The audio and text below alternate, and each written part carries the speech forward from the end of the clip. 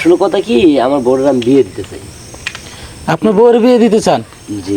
দর্শক আলাইকুম দর্শক, আবারও চলে আসলাম আমরা টাঙ্গাইল ভাটাবাড়িতে। আসলে আমাদের এখানে নক করেছিল যে তারা একটা প্রতিবেদন তৈরি করব। আসলে এই প্রতিবেদনটা তৈরি করার জন্য আমরা চলে আসছি।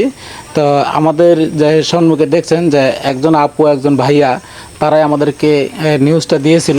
নিউজ অনুযায়ী আমরা চলে আসছি। আসসালামু আলাইকুম। ওয়ালাইকুম আসসালাম। আসসালামু আলাইকুম। ওয়ালাইকুম আসসালাম। ভালো আছেন?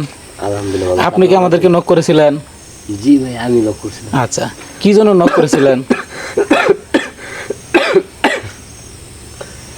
নক করছিলাম বিস্তারিত ফোনে তো কিছু বলছি। হ্যাঁ বলছেন, তারপরেও আমার কাছে বলছেন, এটা তার দর্শক জানে না। আসলে হয়েছে কি, আমার ওয়াইফ অনেক শখ করে বিয়ে করছিলাম, আচ্ছা আচ্ছা, জীবন সঙ্গী। তো আমি চিন্তা ভাবনা করে দেখলাম আর কি। আপনারা শুনতে খারাপ শোনা যাবে যদি আমি বলি, আপনারা আমাকে খারাপ ভাবতে পারেন যে এটা কিভাবে হয়। আচ্ছা, বলেন, আপনি প্রকাশ করেন আগে, আমরা দেখি বিষয়টা। আসলে কথা কি, আমার বউয়ের আমি বিয়ে দিতে চাই। আপনার বউয়ের বিয়ে দিতে চান? জি। দর্শক, আজব এক ঘটনা। আমরা ইতিপূর্বে যা দেখলাম সোশ্যাল মিডিয়ায়, যে মেয়ে বিয়ে দেয়, নাতি বিয়ে দেয়, হ্যাঁ অন্যান্য আরও বাস্তি টাস্তি আছে, বাগ্নে আছে, ওরকম বিয়ে শাদী দেয়। কিন্তু আমার জীবনে এই প্রথম একটি ঘটনার সম্মুখীন হইলাম যে আমার ভাইয়া বলতেছে যে ওনার ওয়াইফকে বলে বিয়ে দেবে। এটা কিভাবে সম্ভব ভাইয়া? আসলে কথা কি ভাই, যার ব্যথা সে নিজেই বুঝে, অন্য জনের বোঝা যায়। জানি শুনতে খারাপ শোনা যায়, আর মানুষ অনেক কমেন্ট করবে, অনেক কথাই বলবে, সেটাই বাস্তব যেটা আমি সিদ্ধান্ত নিছি। কারণ কেমন পরিস্থিতি আসলে তা একটা ব্যক্তি আর একটা বউ সে বিয়ে দিতে পারে। কিন্তু আমার আশা কি জানেন, জীবনটা আমি বাইচে আছি, আমার চোখের সামনে আমি আরেকজনের হাতে আমার বউকে তুলে দেবো, সেটাই আমার আশা। আর তার বাইরে কিছু আমি বলতে চাই না। আচ্ছা আচ্ছা, ঠিক আছে। আমি একটু ওই আপুর কাছে যাই। যে আপু, আসলে এই যে আপনার হাজবেন্ড, উনি কি আপনার হাজবেন্ড? হ্যাঁ, উনি আমার হাজবেন্ড। আচ্ছা, উনি যে সিদ্ধান্ত নিয়েছে যে আপনাকে অন্য জায়গায় বিয়ে দিবে, অথচ উনি কিন্তু আপনার স্বামী, এটার বিষয়ে আপনার মতামত একটু জানান। মতামত কি ভাইয়া, ওর মাথায় যে কি একটা ভূত চাপছে যে ও আমাকে মানে বিয়ে দেওয়ার জন্য অস্থির হয়ে গেছে, বুঝছেন? কথা আছে না যে যার সুখ না হয় তার কোথাও গেলে সুখ হয় না। তুমি সুখে কিন্তু থাকবা। এই কথাটা আমি ওকে বুঝাতে পারতেছি না, কিন্তু ও চাচ্ছে ও আমাকে বিয়ে দিবে। আমি যদি ওখানে শুধু সুখী না হই, ও তো একটাবারও চিন্তা করে নাই। আর আমি কি ওর কাছে আসছি যে আমি ওকে ছেড়ে অন্য কাউকে বিয়ে করবো এর জন্য? না, আমি চাইতেছি যে ও যতদিনই থাকুক না কেন, আমি ততদিন আমি ওর পাশে থাকবো। এটা হয়েছে আমার শ্বশুর বাড়ি, ঠিক আছে?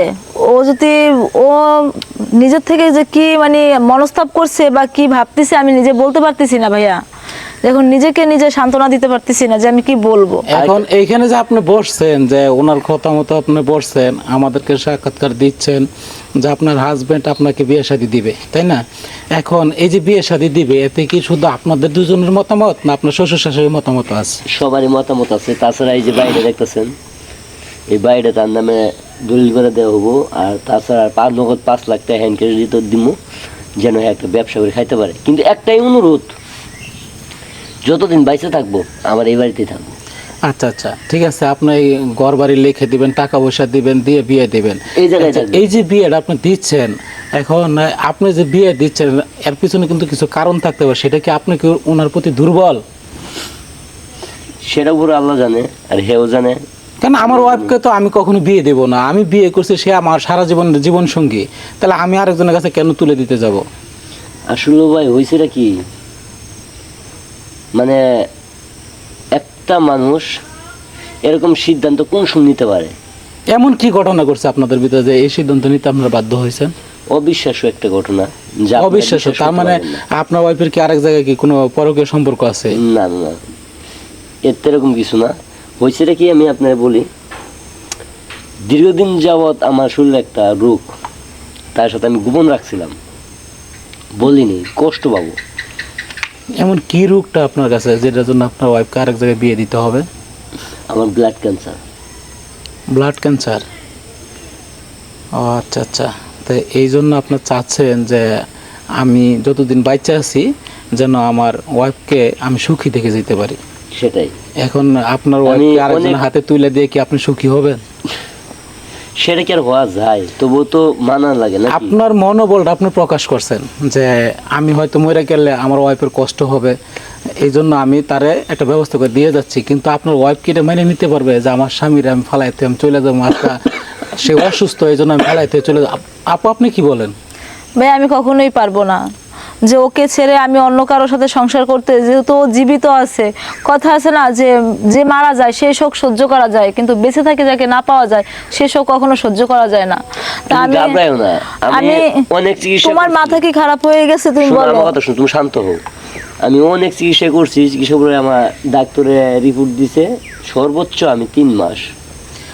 আল্লাহ তাহলে তো এমনও পারে যে আল্লাহ পারে না এমন কোনো কাজ আমি হ্যাঁ, আল্লাহ বাইচেও মহান, থাকতে পারি। আল্লাহ সবই পারে। ধরেন আপনি আপনার ওয়াইফকে বিয়ে দিয়ে দিয়েছেন, হ্যাঁ, ডাক্তারে বলছে আপনার 6 দিন পরে মারা যাবেন বা 1 মাস পরে মারা যাবেন, আল্লাহ তাআলা আপনার জীবিত রাখছে, তখন কি করবেন? আল্লাহর কাছে লাখ লাখ শুকরিয়া। আমি লাখ দেখবো লাখ শুকরিয়া। তখন আর এই যে একটা নারী তার কিন্তু দায়িত্ব যে আমার স্বামীর মৃত্যুর আগ পর্যন্ত আমি তার সাথে থাকবো। এবং আপু এটা চান কিনা?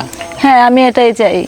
তো ভাই আপনি যে ডিসিশনটা নিয়েছেন ভালোভাবে বুঝে দেখেন যে আসলে আমি বুঝছি, আমি ডিসিশন নিয়েছি একটা নিয়েছি, আমার ফ্যামিলিও রাজি আছে, তা নিয়ে কোনো আপত্তি নাই। কিন্তু আমি চাই না যে আমার জন্য একটা মেয়ের জীবন এভাবে ধ্বংস হয়ে যাক। কারণ তার বয়স কত, অল্প বয়স। তো যাই হোক, আমি আবার বলবো আপনাদেরকে একটা সুযোগ দিচ্ছি, যেহেতু আপনারা হাজব্যান্ড ওয়াইফ, আপনারা একটু বিবেচনা করেন, একটু বুঝেন।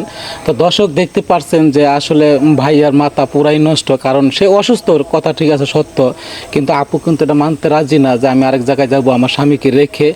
আর আপুর বক্তব্য হচ্ছে যে যতদিন আমার স্বামী বেঁচে থাকবে ততদিনই আমি তার সাথে থাকবো। তো দর্শক, আমি আসলে এটার সমাধান দিতে পারছি না, আসলে এটার সমাধান আপনাদের কাছে। আপনারা কমেন্ট বক্সে অবশ্যই কমেন্ট করে জানাবেন যে তারা কি ডিসিশনটা নেবে, এবং ভিডিওটা ভালো লাগলে পর্যাপ্ত পরিমাণ শেয়ার করে দিবেন। এই কথা বলে আপনাদের কাছে বিদায় নিচ্ছি। সবাই ভালো থাকবেন। আল্লাহ হাফেজ।